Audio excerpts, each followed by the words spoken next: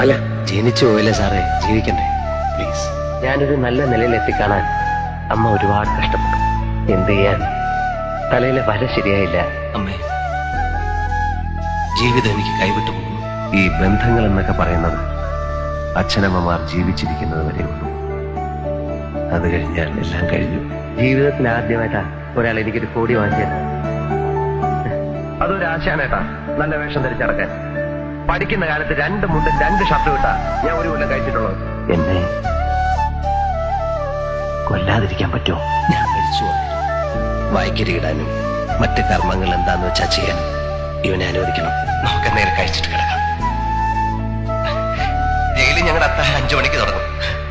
നമ്മൾ ആരാണെന്ന് സ്വയം തിരിച്ചറിയാൻ വല്ലപ്പോഴും ഇത്തരം അനുഭവങ്ങളൊക്കെ നല്ലതാണ്.